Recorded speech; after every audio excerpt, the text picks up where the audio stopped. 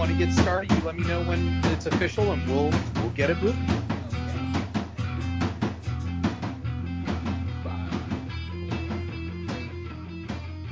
Hey everybody, this is Dino with our podcast, and I've got a special guest. We have Harrison Smith. He is a writer, director,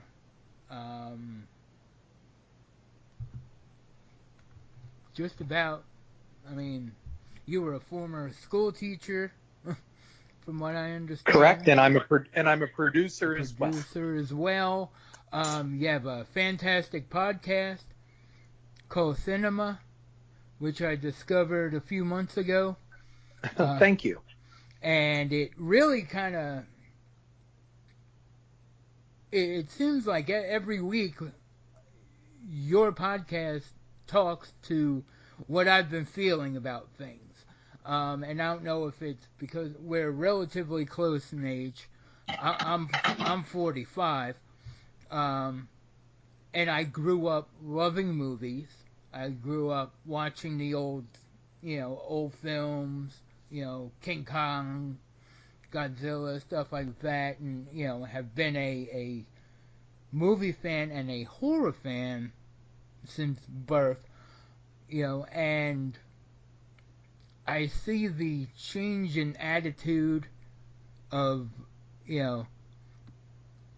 film becoming more of a product than an art form, and also something to be kind of mass consumed as opposed to enjoyed. If you understand. Well, and that's exactly what got me started with cinema, and it started as a blog because it was after viewing Jaws the Revenge, which Jaws the Revenge is not just a bad movie. My argument is that it is not a movie. It is not a motion picture. Jaws the Revenge is product. Mm-hmm. They found out that they still had some money in the budget over at Universal to squeeze one more of these films out. Nobody cared about the product of it being entertaining. Nobody had any intention whatsoever of the film entertaining. This was a way for some people to get a payday and get a 3-month vacation to the Bahamas. That's exactly what Jaws the Revenge was. And they knew that on top of it, they could possibly get people to come back and see the movie because it's Jaws. So they played off of Jaws, the name, the franchise, the name brand, and they assembled a product. To give you an example, the Mechanical Sharks were sent ahead to the Bahamas almost, I was like 3 months before there was even a script. Wow. So they just knew, well, we're going to make a shark movie and we're going to call it Jaws whatever, and that's what it's going to be. And so, the issue that it comes down to is, yes, I mean, look, films are made to also make money. We know that. But until the late 70s, when people started to realize, wow, we can have franchises, we can really sequelize things, right. Then it became something different. And I will often argue that it's Jaws 2 that is the one that kind of made Hollywood realize what it was missing. Although Jaws itself revolutionized the distribution and release of motion pictures. Mm-hmm. So, and then you had Star Wars, and then of course you end up with sequels. And all those sequels have been around forever. I mean, we've had Frankenstein and Bride of Frankenstein, Son of Kong. We've done it all. It's not like a sequel was a new thing. But back in the day, most of the time sequels were considered inferior, that they were cynical cash grabs, and even studios were reluctant to put them out unless there were certain series, the Thin Man series, for example, things like that, maybe. But it was Jaws 2 that kind of woke up Hollywood to go, wow, we can really just make some product. Right. And so now we have that, of course. A small film like Halloween would not get the theatrical release that it did back in 1978 because, again, I've said this before, that many people think that Halloween was just an instant box office smash. It was not. Right.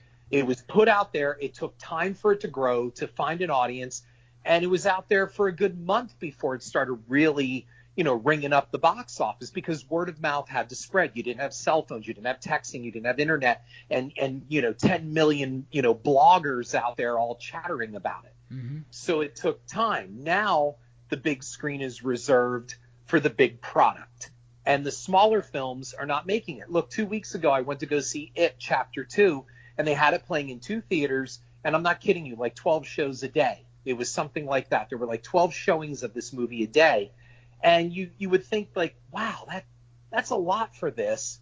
Couldn't they give like one of those theaters to, a smaller film for, theatrical release instead of that film going directly to DVD and home video and streaming? And the answer is no. They would rather run the risk of blocking out 2 of their screens, their theaters, for something that has a $150 million marketing budget than for a film that nobody's heard of. And that's what it is. Because back in the day when you went to the movies, a lot of people sometimes took a risk on a movie. It opened up in their hometown. They go, oh, it's playing down the road. I think I'll go see this. When you go to the multiplex, you already know what you want to see. Nobody goes to the multiplex to go, oh, let's look at the marquee and see what we want to see. No, you already know. And the only time that you choose another kind of film is when your movie is sold out. And I ran a movie theater for 8 years. Right. So I know exactly what this is like.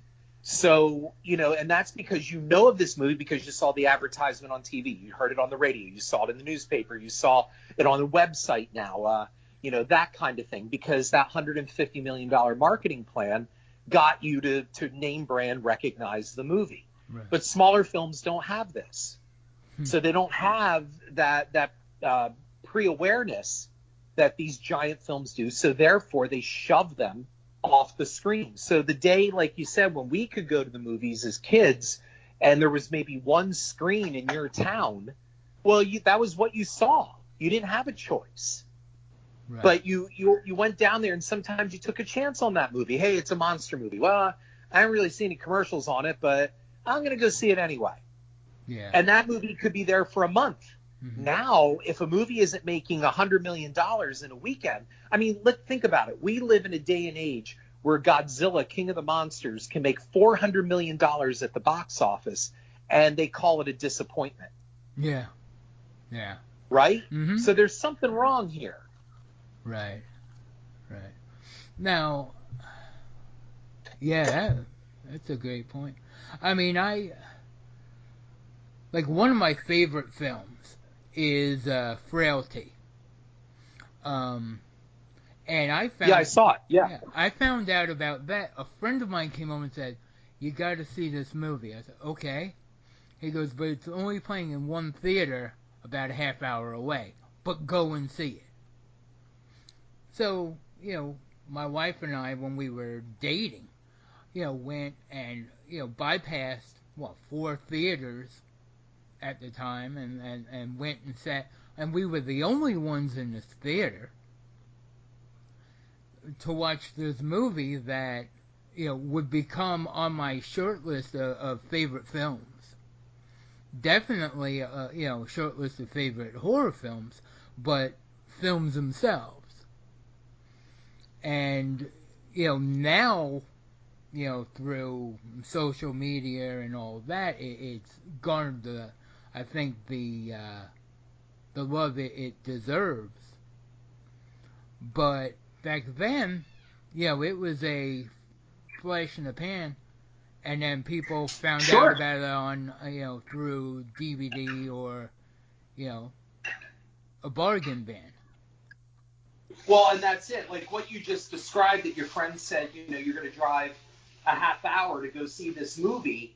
Well, that's how it really was back in the day. Right. Some people probably drove an hour to go see Halloween. Mm-hmm. They probably never heard of it, but somebody saw it and said, hey, I saw this movie about this guy killing these babysitters.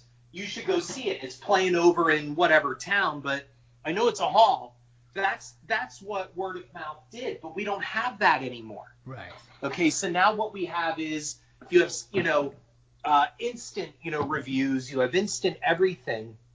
And again, if the movie isn't making $100 million or $50 million in its first weekend, like to see these ridiculous articles, It Chapter 2 is projected to make $90 million its opening weekend. Well, that's great. And the only reason they do that is because the stupid movie costs like $100 and some million to make. Right. So, Halloween was made for $300 and some thousand. And, anything that it made over that was gravy for John Carpenter. The fact that it became a a franchise spawning billion-dollar franchise. Well, that's terrific. But nobody expected that back then. I'm sure when Carpenter made the original Halloween, he was not expecting it to go 40 years with sequels and remakes and reboots and all of that stuff. I'm positive he didn't think that. He made a good movie.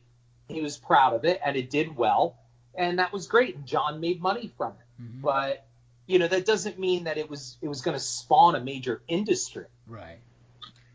And on that, so that's the difference then. Right.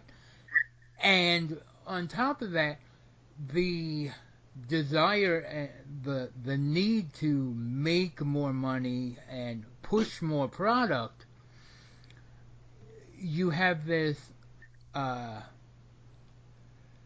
need to. Now, I'm not a gore prude or anything like that. I love a body count. I love gore where it's supposed to be. But you've got these movies like the original Halloween, even Texas Chainsaw Massacre, where in retrospect has very little blood.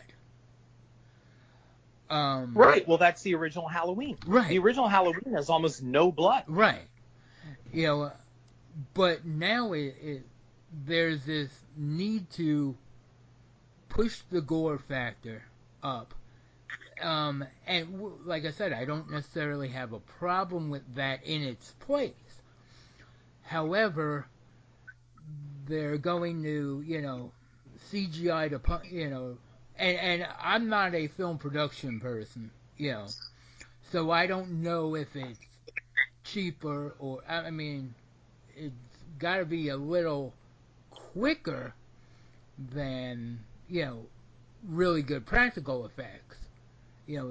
Throw a blood spatter. Once again, I'm speaking through ignorance, and I admit that. I don't call myself a film critic. I'm a guy who loves movies and wants to talk about them. Sure. But there seems to be a need to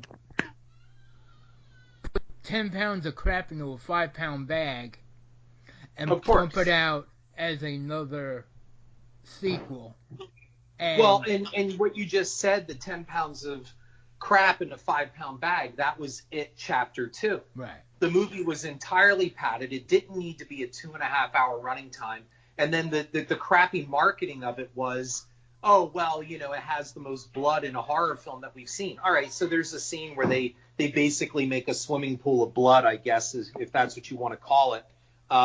Quite frankly, that the second chapter of that movie should have been 90 minutes in and out. Mm-hmm. And instead, they pad it up and they stuff it full of nonsensical stuff that you're just sitting there going, my God, can we just get to the end of this thing? Right. And I never thought I'd be doing that. It takes a lot for me to have to check the time while I'm sitting in a movie. Oh. And I must have checked my clock probably 5 times while watching it Chapter 2, just going, this is way too long.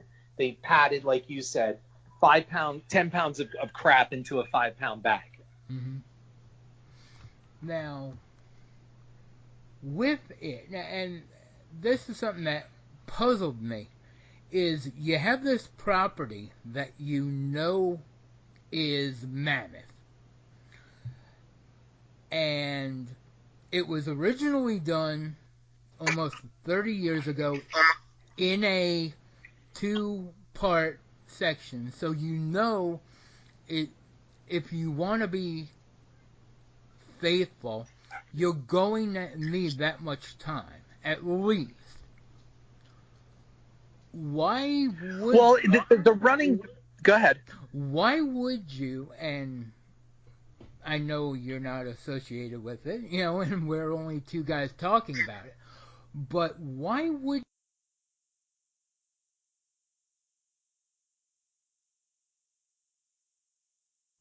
So you were asking about 30 years ago, you said, why is it? And then we dropped. Right.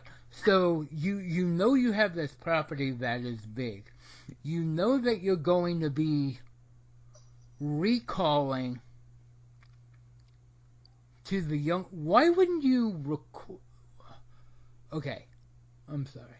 Why wouldn't you make sure... Why wouldn't you do like a Peter Jackson and record and film both parts kind of in the same time, wouldn't it be cheaper than, say, de-aging and voice, audio manipulation and all that? Well, you're looking at 30 years ago.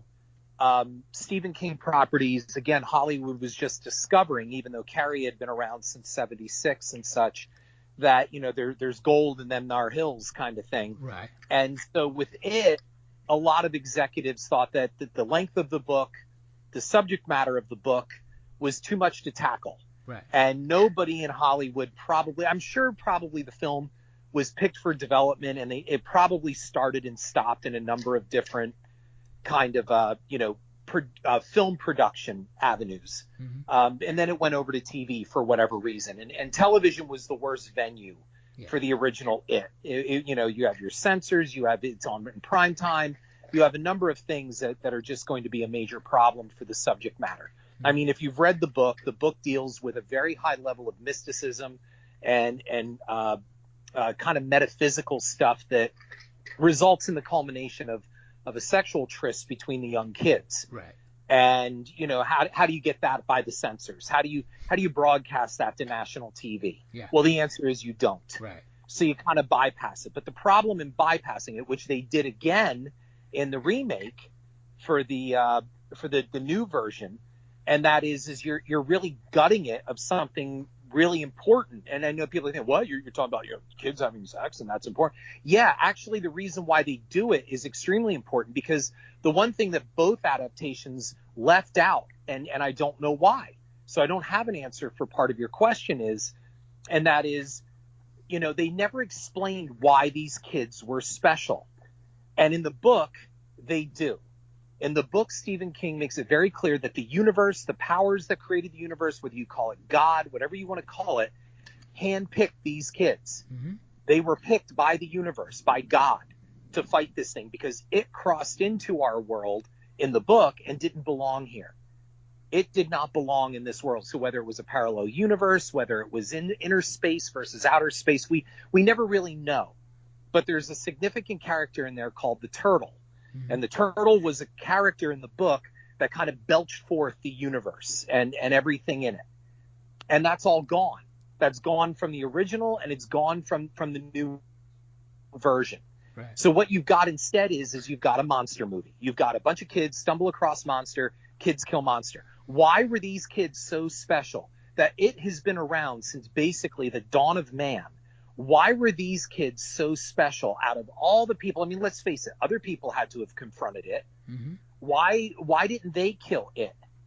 And they never answer that. Why are these kids so special? Well, the book answers that clearly, but they gutted all of that reference in fear of a number of things. The new It movie came out just in the wake of, the Me Too movement and sexual harassment and all of this other stuff. And it's like nobody wants to go there. Nobody wants to touch that subject matter. So basically the first part of it for the remake is a Saturday afternoon monster movie. Right. Kids find nasty clown eats people. Kids find a way to fight the clown. Kids possibly kill the clown at the end. Okay, that works. I mean, it wasn't a bad movie by any means. But the second half, now they're all grown up. We see lots of flashbacks, but we still don't know why these kids were important.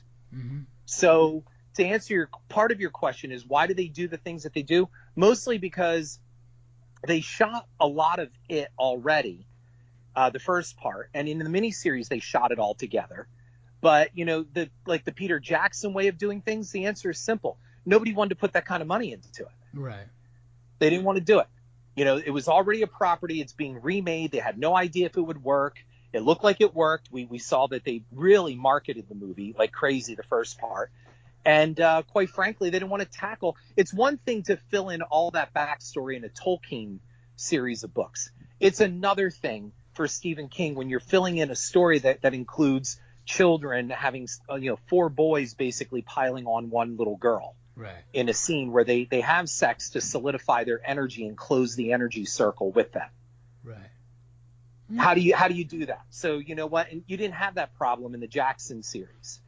It's right. all fantasy. Here we've got horror, but then we're doing this, and of course, right away, I've seen stuff on Twitter. Oh, Stephen King. Oh yeah, keep lecturing about Trump, Stephen King. You're a pedophile who writes about children having sex. No, dude, that's not what he did. Mm-hmm. He didn't do it to titillate. He didn't write it to be pornographic. He didn't do anything like that. See, that's a very scary mentality.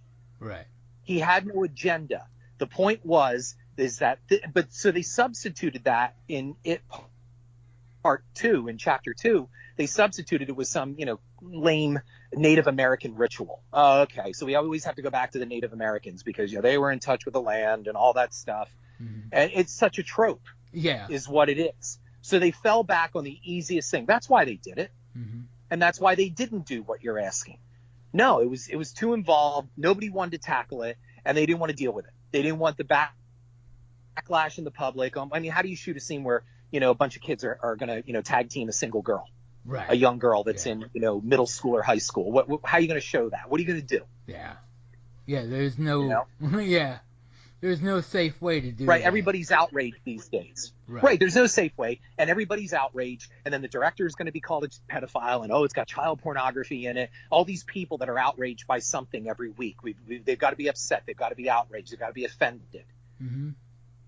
Yeah. So that's why they didn't do it. Mm-hmm. Yeah, and I'm glad you brought that up because that's my new thing is, with.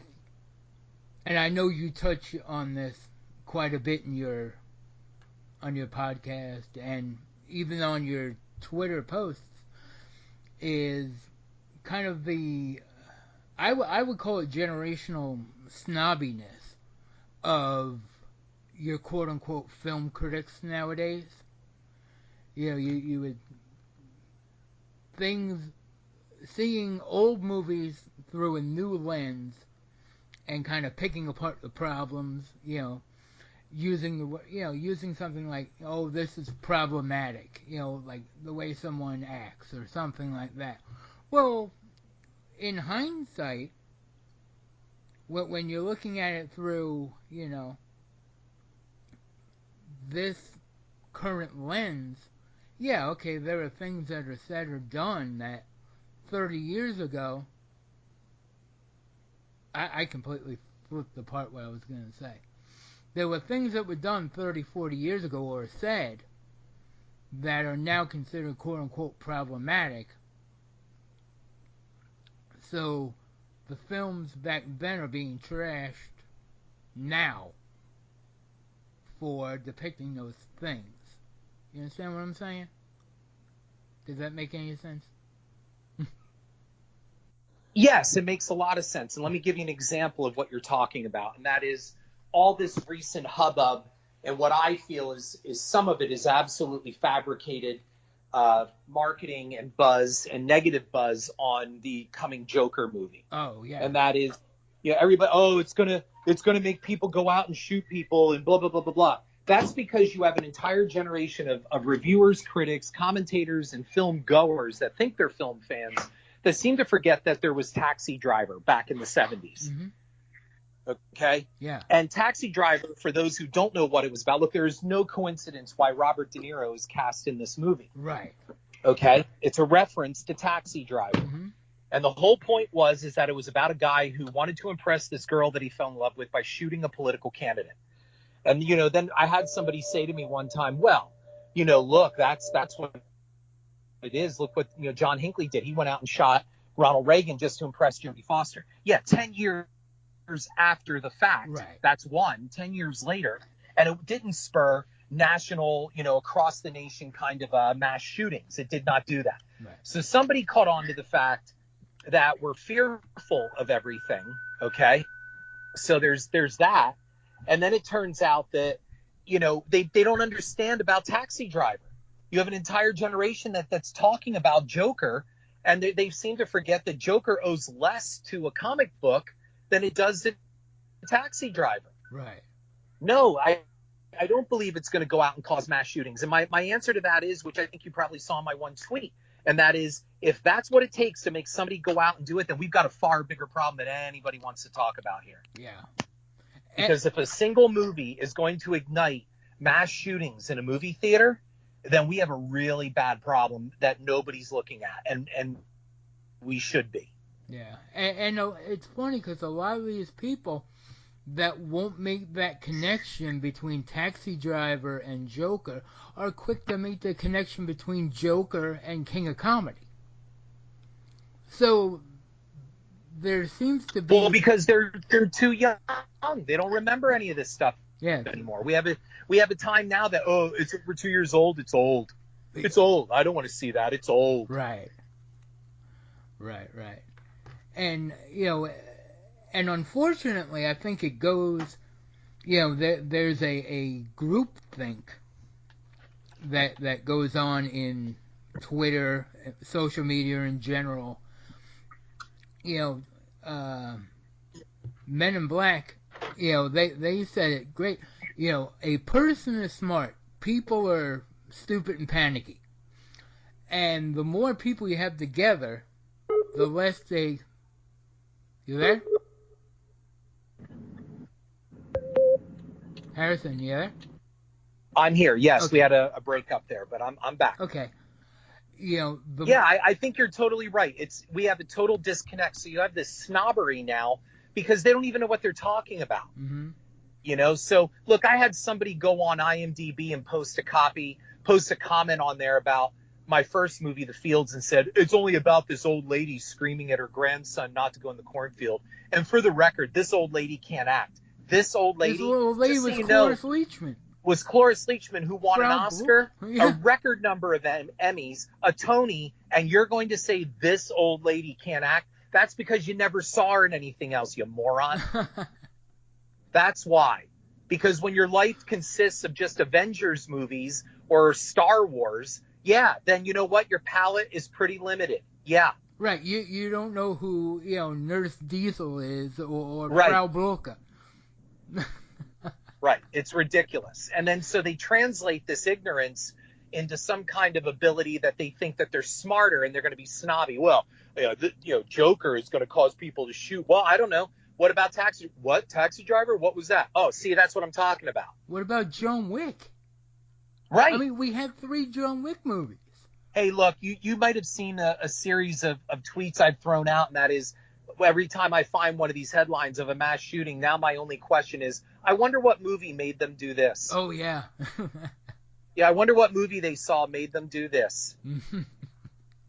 And then this morning with Joaquin Phoenix says one of the characters from Joker was inspired by The Wizard of Oz. I wrote back, I said, I wonder how many people went out and shot up movie theaters after seeing the 1939 Wizard of Oz. Yeah. And nobody wants to talk about that, No.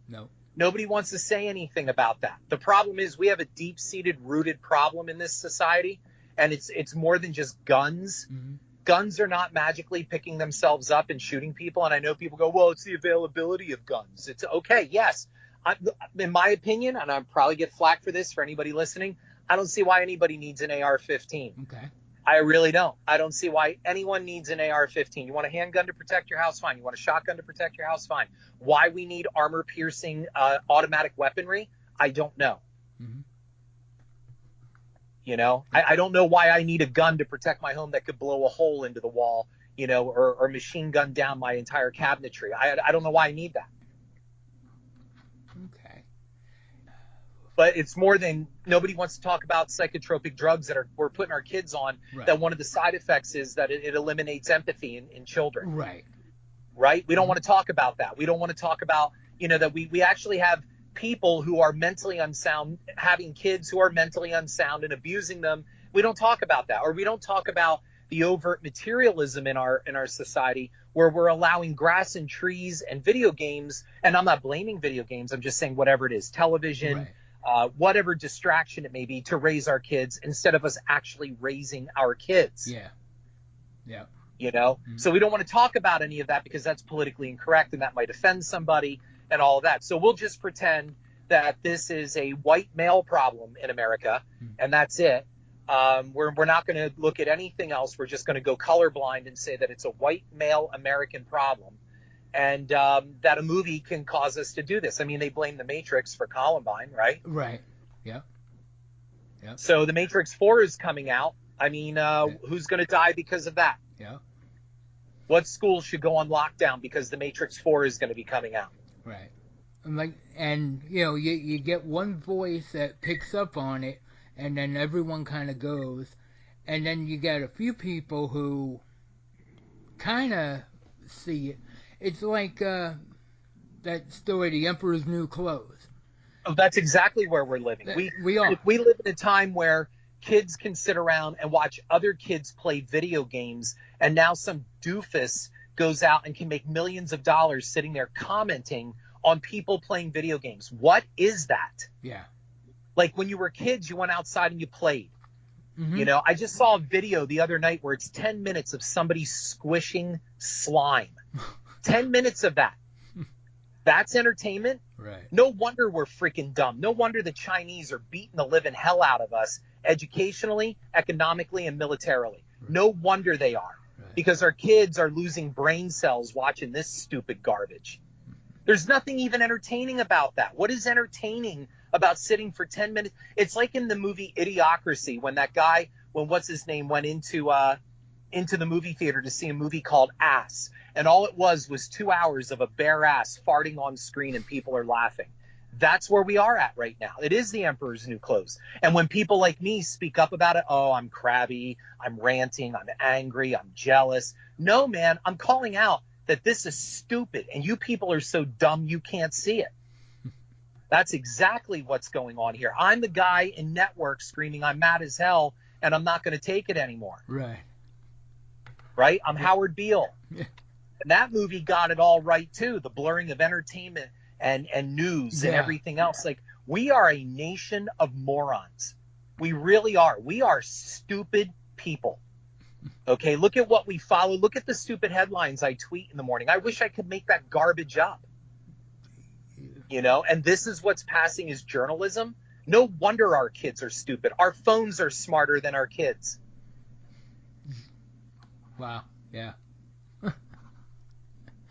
So no wonder we have the issues that we have with film critics. They don't know what they're looking at anymore. Right. We now have movie trailer reviewers.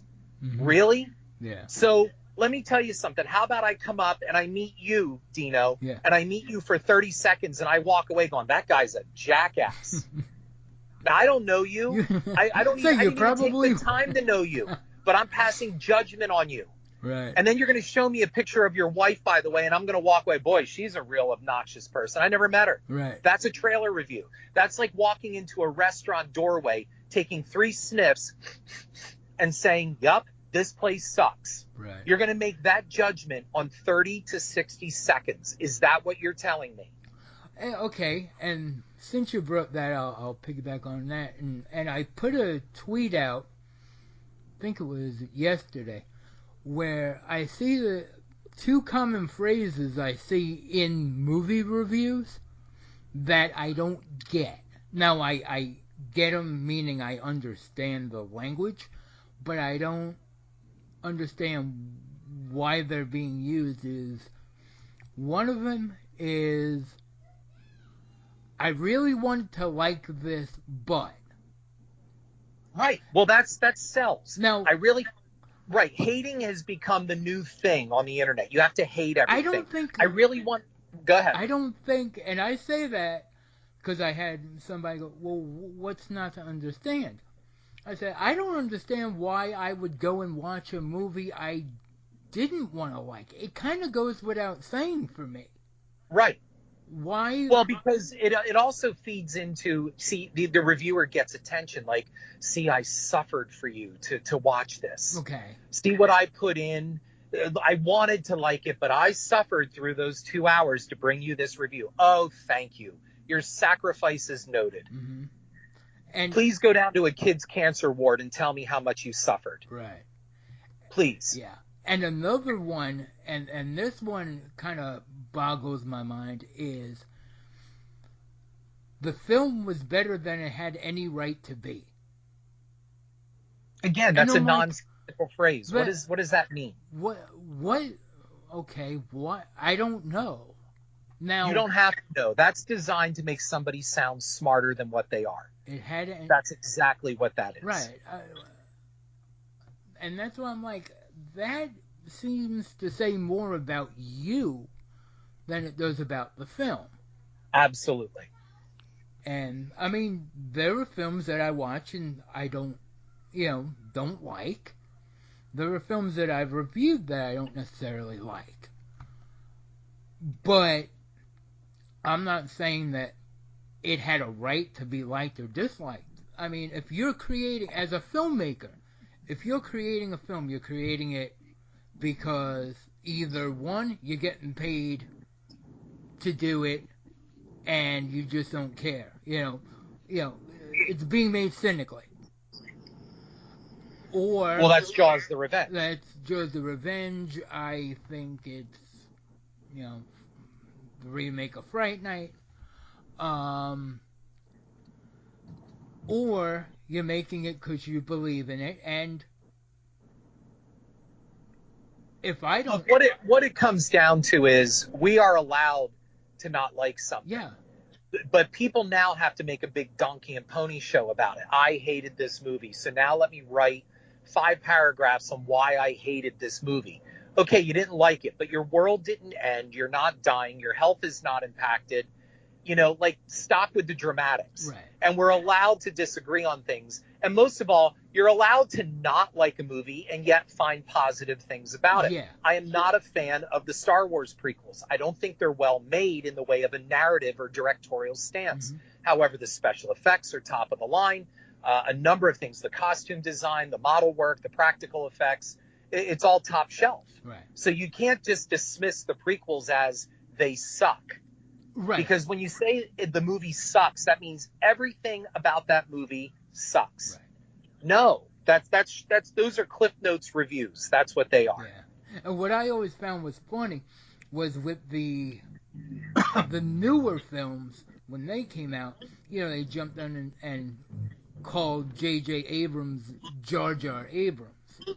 And I'm sitting there going, wait a second. So what you're saying is actually proof positive that Lucas,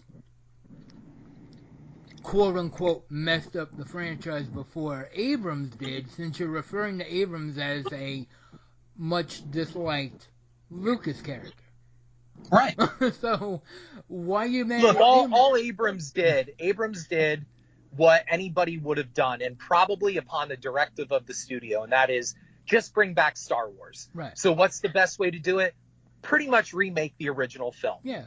Dress it up with something new, add a few new things, make it it's technically a sequel, but it's really kind of a reboot. But that's okay. It worked. Right. I'm sure somewhere along the line somebody said to Abrams, just don't make the prequels. That's all. Right. And that's why when George Lucas said, well, I have a whole notebook full of notes on where no thanks, George. Here's your $4 billion check. Thank you very much. We have some lovely parting gifts for you. Take care and go eat in the food court, like you like to do. Enjoy. But we're going to take it from here, George. Thanks a lot. Right. Yeah. So, all right. Just real quick. Yeah, because I have to kind of get going in a minute here. But yes, yeah. I'm having a great time. Oh, I am. I'm having a blast here. And I just wanted to touch on a couple of films because I know that you've directed 5 films, or? Yes, I've directed 5. Yep, I've directed Camp Dread. I did Zombie Killers, Elephant's Graveyard. I did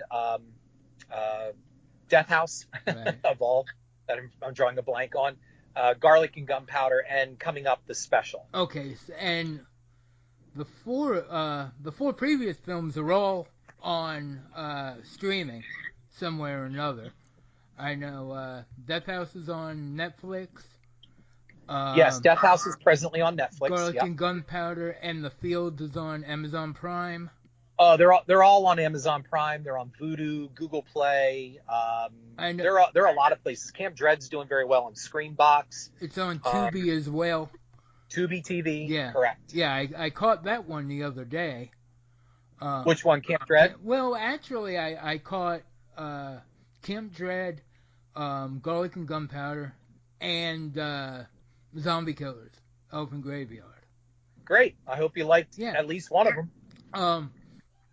Garlic and Gunpowder, I thought was a blast. I think garlic and gunpowder is very funny. I mean, And Felissa we're in a Rose very politically correct world right now, so a lot of people don't find it funny. Yeah. Because I had somebody say that that was completely offensive. I'm like, well, then you better not watch Blazing Saddles. Exactly. And I'm sorry, Felissa Rose in a 300-pound fat suit. Oh my God, she was great. Wasn't Felissa Rose great? Oh yeah, she brings. I loved her as Ma. Yeah. Oh my God, I love her as Ma. Yep. And that's the thing. I mean, your films, Camp Dread, Eric Roberts. I thought he was great. Oh, he was terrific, wasn't he? Eric was nice and sleazy. Mm-hmm. I mean, and was his portrayal was sincere, Oh yeah. And Daniel Harris.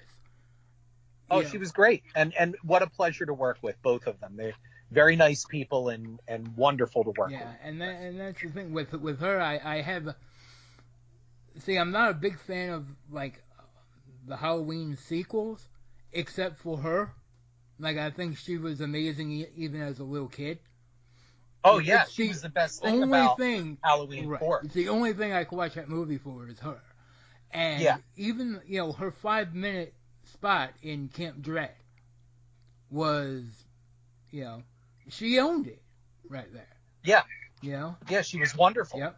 And great twist at the end. I like that.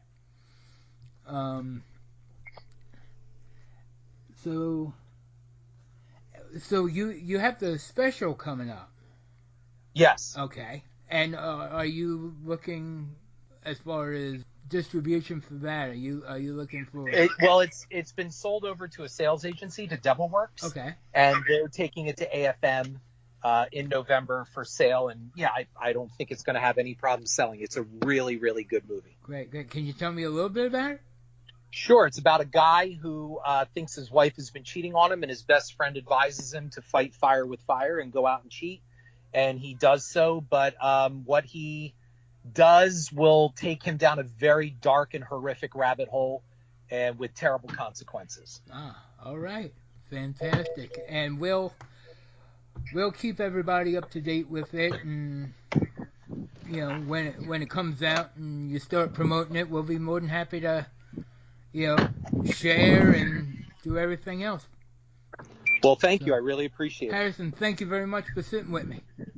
Absolutely. It was a real pleasure, and I hope your audience enjoyed it. And I'm not an angry ranter. I'm just awake, and I can see that the Emperor is naked. Great. Have a good one. You too, sir. Bye. All right. Bye-bye.